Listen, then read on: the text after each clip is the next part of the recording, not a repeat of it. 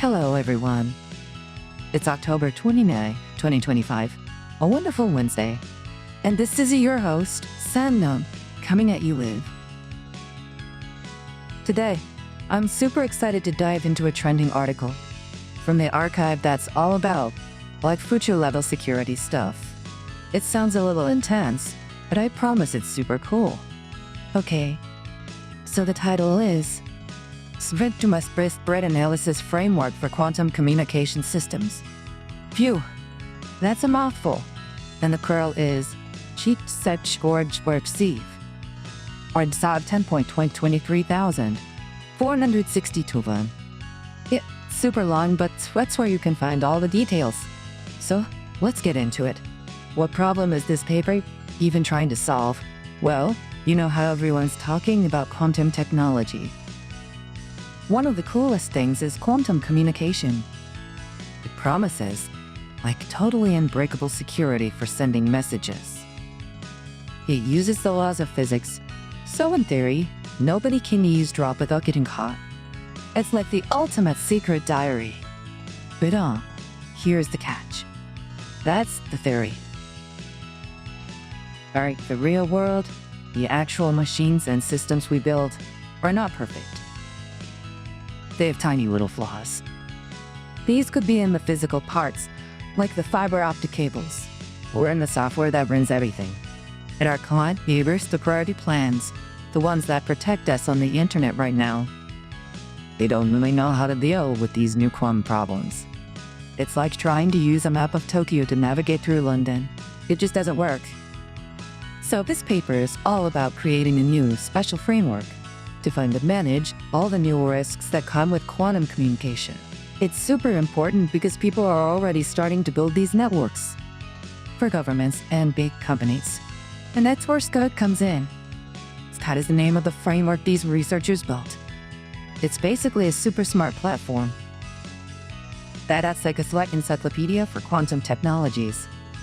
It was inspired by famous MITRE, but this one is made just for the quantum world.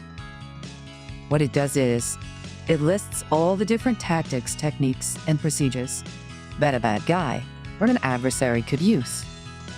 The coolest part is how it organizes attacks into something called a kill chain. It sounds dramatic, I know, but a kill chain is just a step-by-step story of an attack, from the very beginning to the very end. This helps security experts see the whole picture and figure out the best places to set up defenses. The paper gives a really great example using a specific attack, called the Photon-Number-Splitting attack, or PANS for short. Let me break down the kill chain for you. First, there's the knowing phase. This is where the attacker does their homework. They spy on the quantum system, learn how it works, and figure out what the communication channels are. At the same time, they build their special quantum hacking tools. Next up is the entering phase. Now that they've planned everything, they start to break in. This could mean physically tapping into a fiber optic cable, or hacking the normal compute channel that supports the quantum one. They're basically getting into position. Then comes the finding phase. This is the main event. The attacker uses their special tools to carry out the Photon-Number-Splitting attack. Basically, quantum communication is supposed to send one photon, or one particle of light, at a time. But sometimes, the machine messes up and sends a little bunch of them. The attacker exploits this mistake to secretly copy some of the information without setting off any alarms. So sneaky. And finally, we have the exploiting phase. The attacker takes all the secret key data they stole and uses it to read the supposedly secure messages. Game over for the good guys. By mapping it all out like this, helps people see exactly how an attack could happen and where they need to build stronger walls. So you might be thinking, how does this apply to my life? That's a great question. We don't have quantum internet in our homes yet. But this technology is being developed for super important things. For example, critical infrastructure. We're talking about power grids, water supplies, and transportation networks. A successful attack on these systems could be a huge disaster. This framework helps make sure they stay safe. It's also crucial for government and defense communications.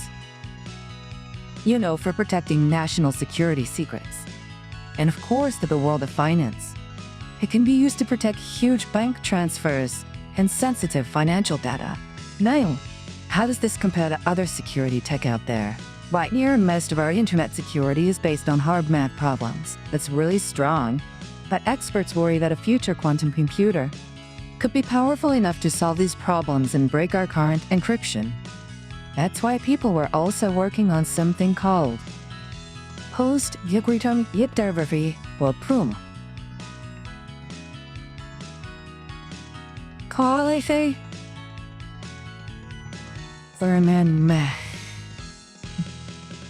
This is basically new and improved match-based encryption. That's designed to be safe even from quantum computers. It's a software solution, so it's a bit easier to roll out. Quantum key distribution, or this paper is about, is different because it's a hardware solution. Its security comes from physics, not math. So, in theory, it's perfectly secure. But as the paper shows, the real-world machines can have flaws. So, the future of MITRE security will probably be a team effort. We'll likely use both PLE and ATT&CK together to create multiple layers of defense. And the SQOUT framework is a huge step in making the layer as safe and reliable as it can possibly be. That's right.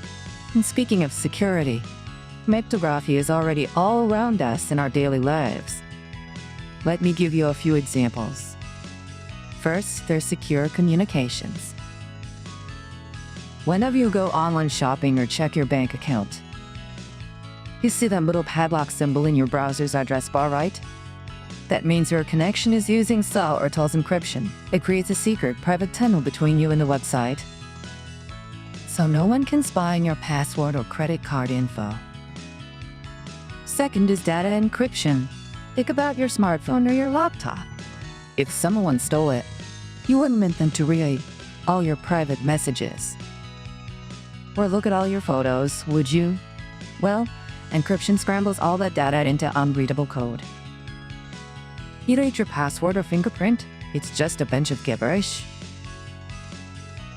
This same technology protects huge databases of customer information at big companies. The third one is digital signatures. This is like a super secure, unforgeable signature for the digital world. It proves that a message or a file really came from the person who claims to have sent it, and that it hasn't been tampered with along the way.